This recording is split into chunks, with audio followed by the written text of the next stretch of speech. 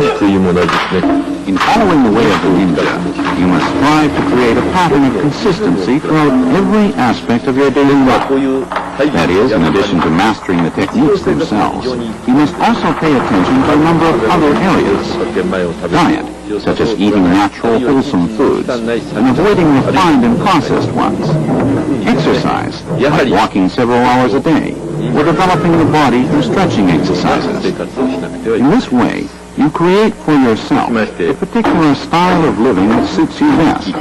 In fact, it is only once you have formed such a base that the techniques of unarmed combat, weaponry, and others can acquire their full meaning.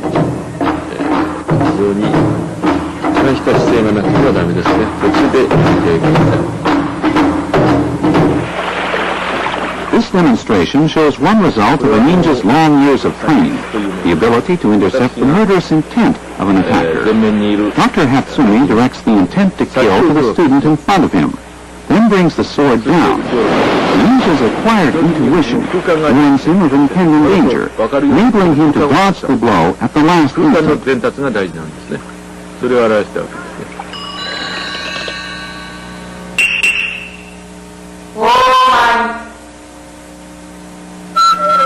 This sequence shows some of the fundamental movements of ninja technique, movements developed in perfect harmony with the natural rhythms of the body. Although each is basically very simple, in combination they take on deadly effectiveness.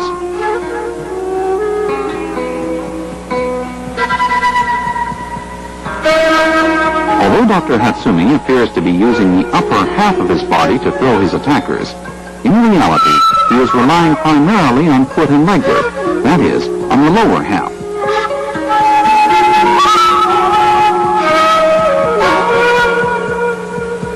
Once again, pay close attention to the footwork in this sequence. Footwork is by far the most important part of a ninja's physical training.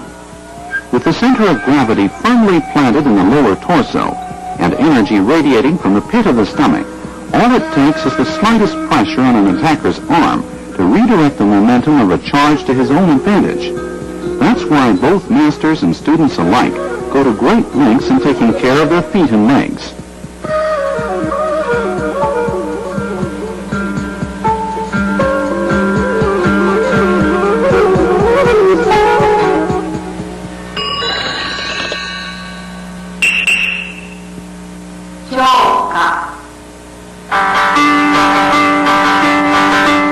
Traditional Japanese umbrellas are important parts of many techniques used by kunoichi, or female ninjas. Here it helps to divert her attacker's attention, as well as serving as an effective weapon. The kunoichi also uses her traditional wooden sandals to deliver painful blows to a number of vital points. Here she throws them to gain time in readying a vial of blinding powder for her assailant's next and last charge. Notice the lateral walking style, which gives the kunoichi time to detect vulnerable points in her attacker's defense. In the past, umbrellas were also favorite means of concealing such lethal weapons as spears or poison darts attached to the ends of the umbrella spokes.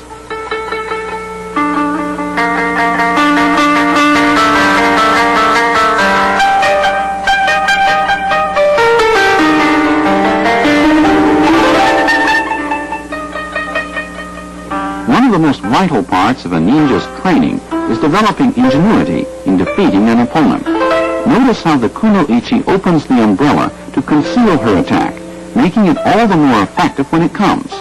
Next, she uses the tip of the umbrella to deliver an upward strike. Also observe how many vital points she hits with the sandals: elbows, knees, tops of the feet, and shins, all in the same motion.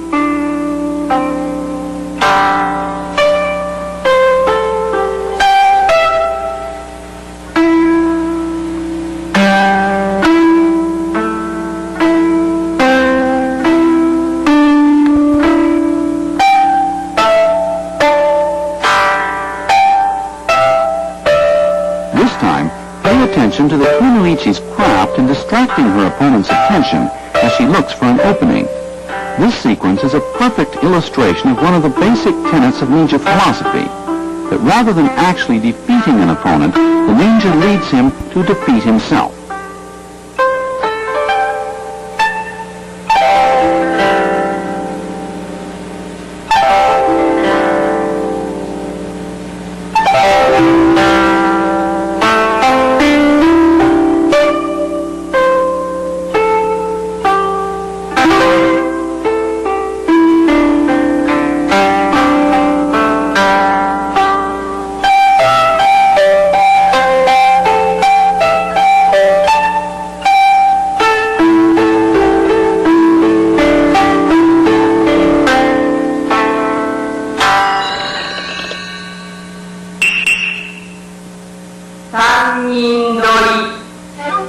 In this sequence, you'll notice that Dr. Hatsumi does not actually grasp any of his attackers. Instead, he breaks free with a single continuous application of energy, the crux of all ninja techniques.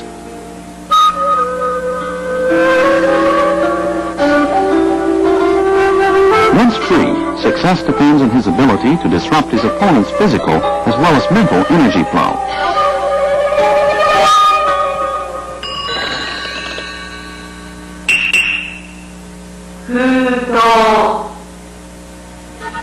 The ninja does not attempt to direct an encounter with the enemy, but adjusts his moves and the intensity of his attack according to each situation. Here, as always, Dr. Hatsumi uses no more moves or energy than necessary. After applying the proper pressure holds, simply walking forward is quite sufficient to subdue his victim. Notice that Dr. Hatsumi does not grasp his attacker with his hands, throwing him instead with his entire body.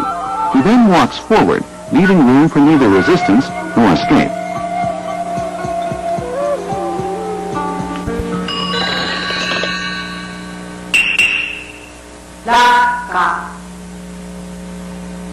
This move also illustrates the importance of legs over hands in deciding the outcome of an encounter. Now let's take a look in slow motion. Dr. Hatsumi takes down the first attacker with balance and footwork alone, and the next with a kick ending in a sharp outward snap to the solar plexus. And after throwing the third, he once again applies pressure to the last two as he walks toward them, rendering them completely helpless. As you learn the way of the ninja, you will forget the notion that you direct a combat situation yourself. Your moves will be dictated by those of your opponent. This is a fundamental principle of not only ninja unarmed combat, but of all other types as well.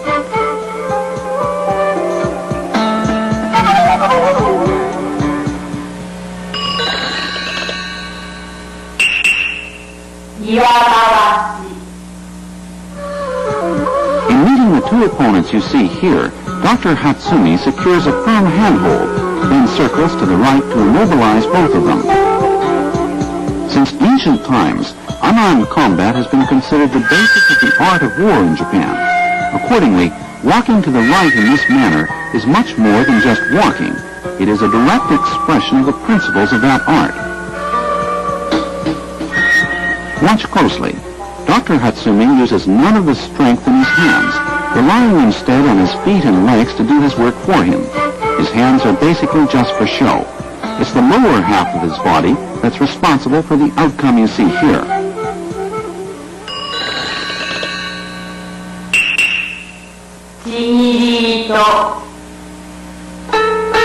Although the kuno-ichi demonstrating these moves uses a sash containing grinding powder, a rock or other heavy object is also acceptable. This is yet another example of ninja ingenuity in turning the most ordinary of everyday objects into effective means of self-defense and survival. As her attacker's head snaps backwards, the kuno-ichi kicks the back of the knee to send him spinning as he falls. She then slips the sash around the next assailant's arm, using his momentum to slam the blinding powder into his face. Next, she secures the sash around his neck. And from this position, she takes him down straight instead of actually throwing him.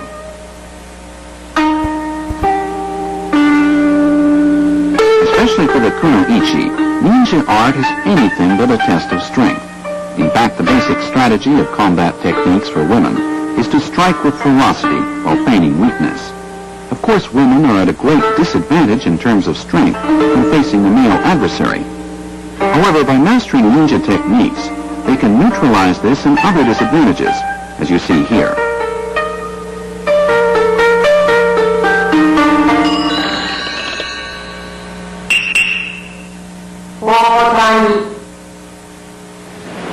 During the period of warring states, the axe was ranked as one of the 6 principal implements of Japanese warfare. What's more, since axe techniques are related to other types of pole fighting, mastery in this area gives the practitioner easy access to a wide range of others, a trademark of ninja art. That is, a well-balanced mastery of both unarmed as well as armed combat techniques is a prerequisite for any ninja worthy of the name. Unfortunately, however, much the opposite is the case in martial arts today. With each armed discipline limiting its students to one particular area, they find themselves helpless without their own special weapon.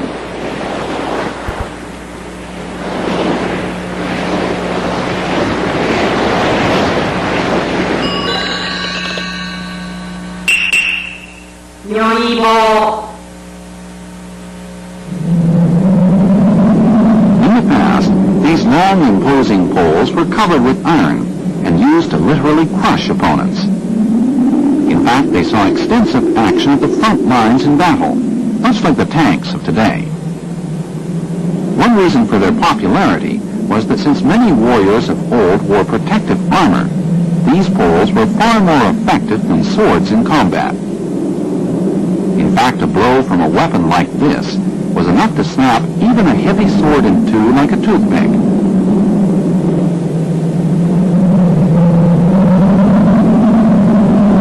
When thrown as you see here, the Nyoi-bo made a disconcertingly loud sound upon impact, often giving the ninja the split second he needed to take control of his opponent.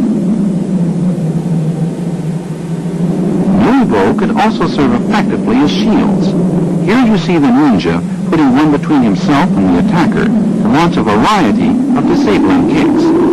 Then once he has secured the advantage, it is a simple matter to force the victim to the ground, breaking his arm as he hits.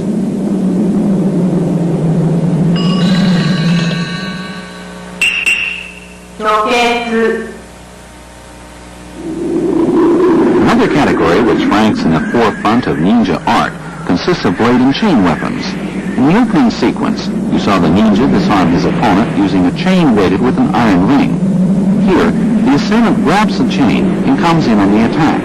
The ninja, in turn, tumbles him as he comes, then has the scythe waiting so that the victim cuts his own throat upon attempting to regain his feet.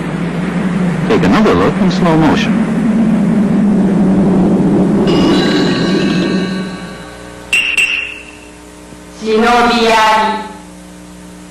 The spear you see here contains a set of reversed hooks to assist the ninja in such operations as climbing trees and scaling walls.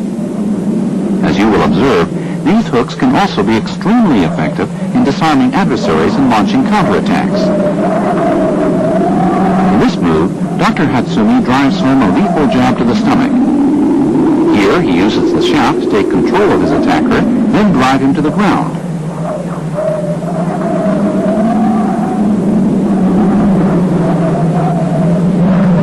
The wide range of moves with this weapon, spinning the enemy's sword, striking with the shaft and the hooks, penetrating the enemy's defenses to counterattack, or foiling a lunging sword offensive.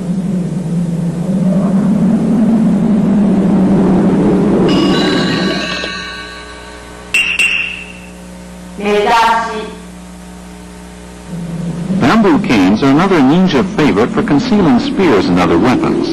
They may also be filled with copper rods, which make them very effective in fracturing bones.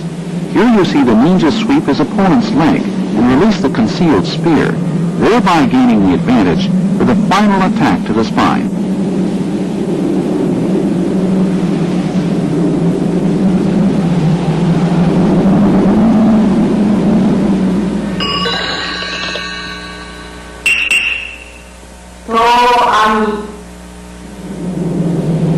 The original meaning of to-ami was a net which destroyed evil.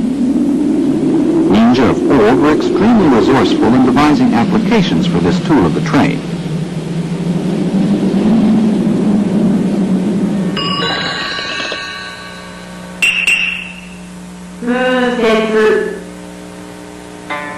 Here you see an intermediate-sized Japanese halberd in the accomplished hands of a kunoichi. Like most ninja weapons, this one also comes in a wide assortment of shapes and sizes. Pay close attention to the natural progression with which the kunoichi dispatches her attackers. Now let's take a closer look. She disarms the first with an upward swing, then cuts deep into the back. Next, she uses the momentum of her first strike to propel the halberd shaft into her opponent's face. Finally, she slashes his chances of future combat.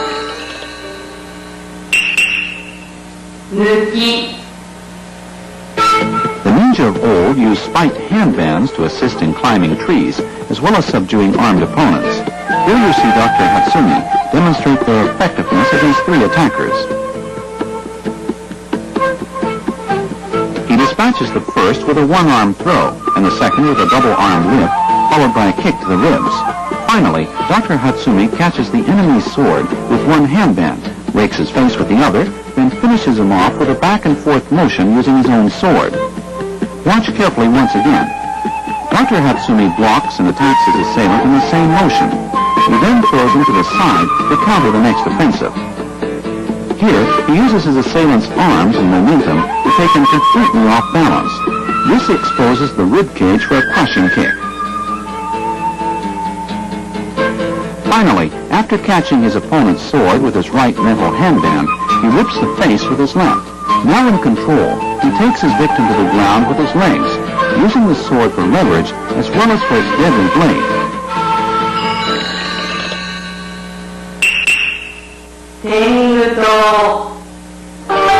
Tenguto technique, which derives its name from the tengu leaf or death cup, uses both arms to simultaneously strike an assailant's ears, neck, or other vital points. Here, the kuno-ichi hits her attacker's chest and shoulder, takes him down with his own momentum, then cuts his throat with a knife concealed in her uniform.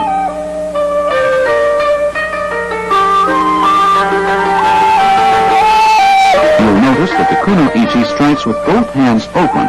What's more, only after she is in complete control does she actually take hold of her opponent, since this would mean losing the speed necessary for an effective takedown.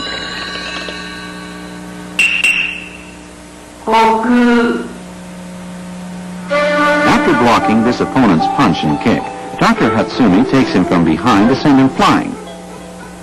Imagine your body as a spinning top, throwing your opponent naturally as you spin. This also gives you a perfect chance to strike a number of vital points.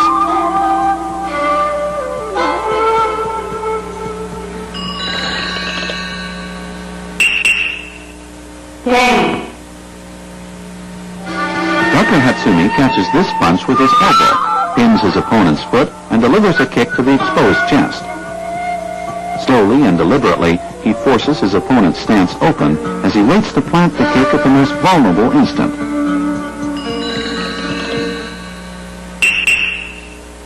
Here as well, notice how Dr. Hatsumi simply redirects his attacker's momentum. Also, instead of sweeping his victim's leg, he simply lowers his own to bring him down.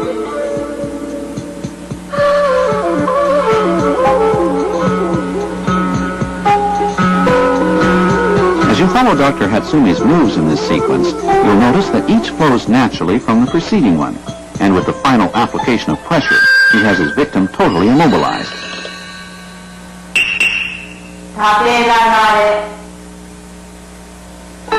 Here you see the assailant as he makes a move to molest the kuno-ichi.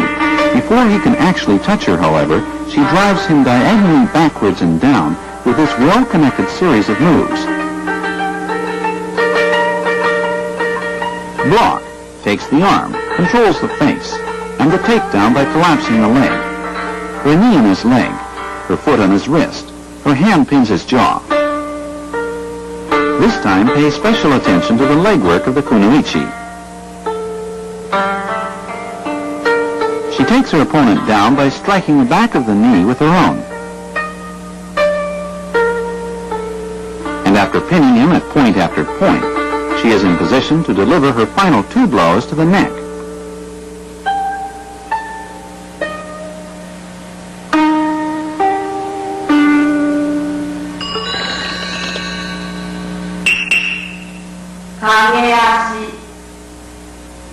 This move is also performed in a single application of energy. Watch Dr. Hatsumi's feet. After he throws his opponent, he keeps walking, never once interrupting his flow of motion. This is an important point to remember. 編入 In unarmed combat, the ninja's most valuable weapon is control over his own balance and energy flow. Here you see Dr. Hatsumi subdue his opponent by utilizing the momentum of his attack to topple him in one fluid motion. He then uses his knees to strike a number of vital points. Once again, observe how Dr. Hatsumi combines leg work with hand techniques. Proper teamwork between the upper and lower parts of the body is an essential element of ninja art. 極楽 One of the most important parts of ninja training is acquiring the ability to react instinctively to the demands of each individual combat situation. Here, the assailant comes down with both arms, and the response a simultaneous right-left combination to the throat and the ribs. After his initial strike, Dr. Hatsumi rolls backwards, slamming his opponent's face into the ground while delivering an elbow to the groin. And twisting out from under his victim, he breaks the leg with a leg lock.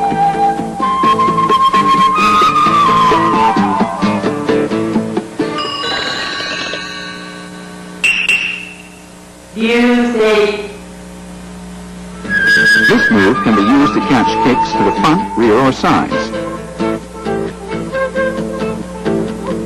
As always, the point to remember is that this is not performed with the hands, but with the entire body.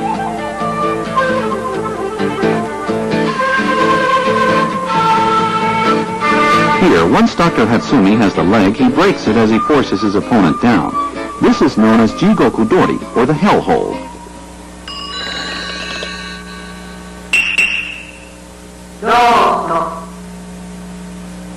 You'll find this move particularly effective in dealing with large or heavy opponents.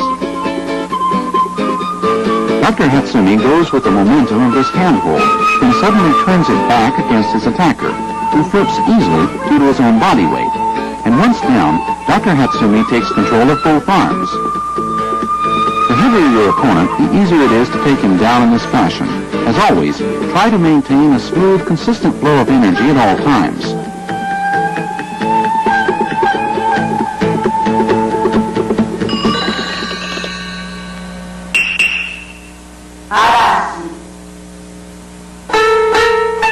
The kuno-ichi breaks this stranglehold with blows to the ears, neck, and chest.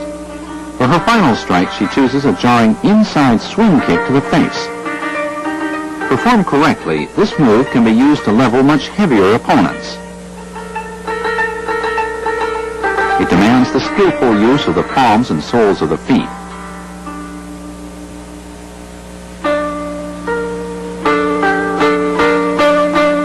Now let's take a final look.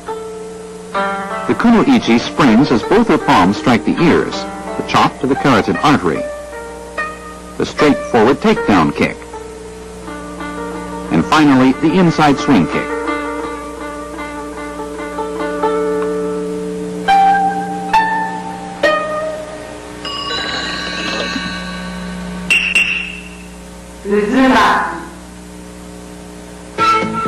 Here, Dr. Hatsumi strikes with a kick to the groin and an elbow to the rib cage, even as he lets himself be thrown.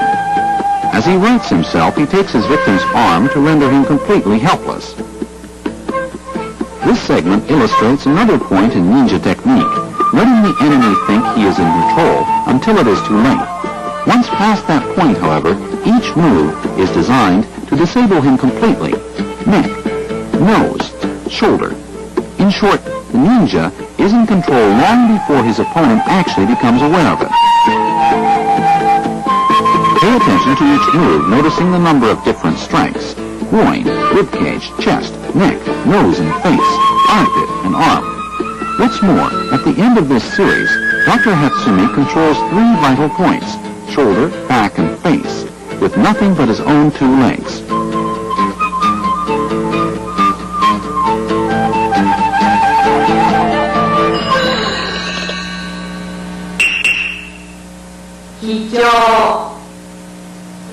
Here, Dr. Hatsumi sends an attacker flying with this high-low kick combination.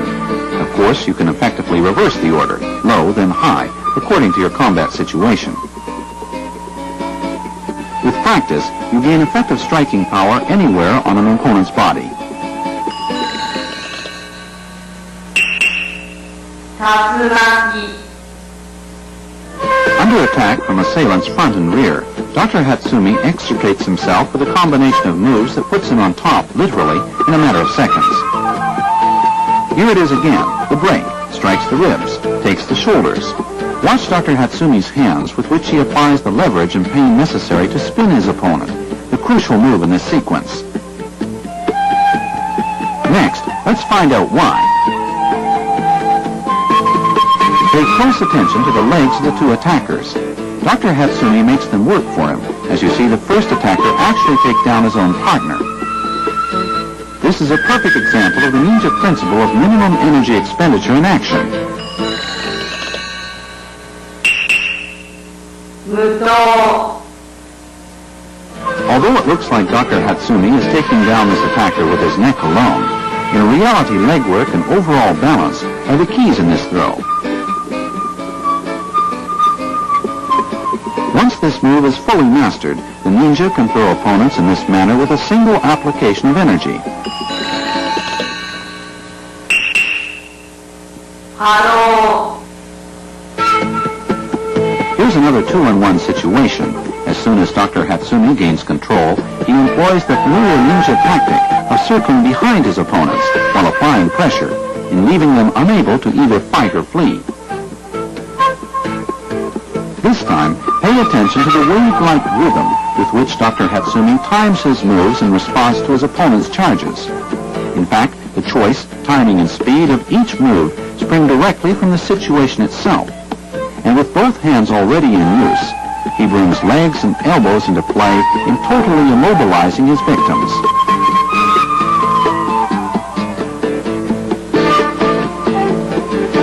Intercepting the forearm of the first assailant, Dr. Hatsumi brings it down with a sharp twist as the second comes in with a lunging blow. Once he is in control of his assailants, he turns them very deliberately. When one extends his arm, he takes it. The first rule in the ninja code of conduct says never initiate an aggressive action. Always wait for your adversary to make the first move.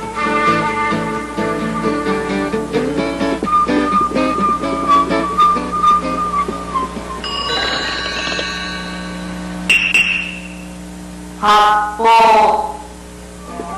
This move is another perfect example of true body combat. It is neither the hands nor the legs, but the entire body functioning as a single unit which throws the opponent. With success depending primarily on balance and timing, the skillful use of this move requires almost no energy expenditure. Shuto. Here you see Dr. Hatsumi demonstrating a move related to traditional sword fighting techniques.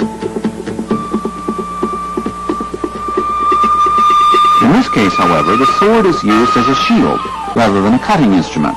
It helps distract the opponent's attention as Dr. Hatsumi takes him down with a combination of balance, timing, and footwork.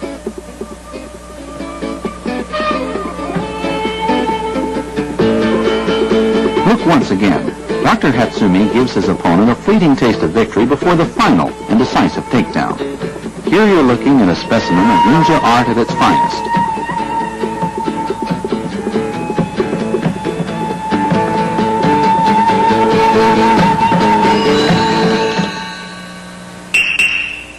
Muto.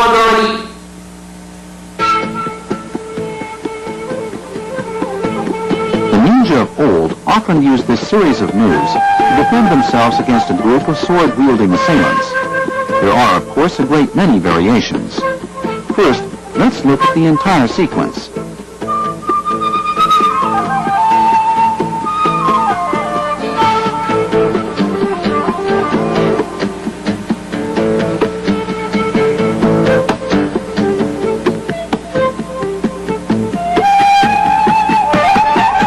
Dr. Hatsumi's elbows as his attackers close in.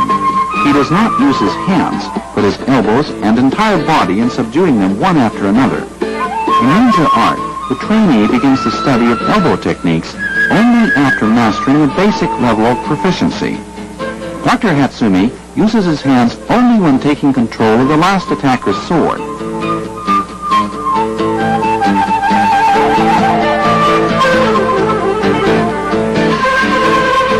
First, he dodges left, grabs the sword handle, and delivers a chop to the neck. And after making an upward cut to the groin, Dr. Hatsumi pushes his victim aside. Next, he dodges right to take control of both elbows, and breaking the right one, he throws his assailant out of the way.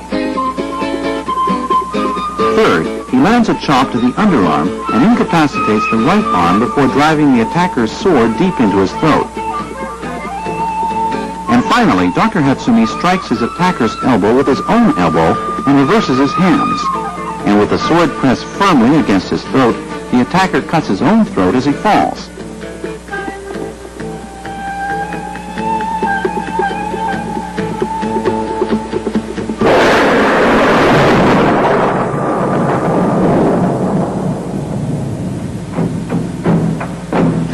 を見ていただいてもわかりますように、忍術というものはドロンパンと切れるようなもんじゃないんですね。As you've seen during the last 30 minutes, ninja techniques are not intended to give practitioners invisibility or other magical powers. At the same time, ninja art involves a great deal more than just skillful performance of a group of noobs. Though very simple and straightforward, this once secret teaching is extremely complicated and profound. でも単純ですが非常に難しいものです。体術は言うなれば悟りであるというふうに解釈しても結構でしょう。The way of the ninja is the way of the total person. Practice, enlightenment, the art of life itself. To the true ninja, they're all one and the same.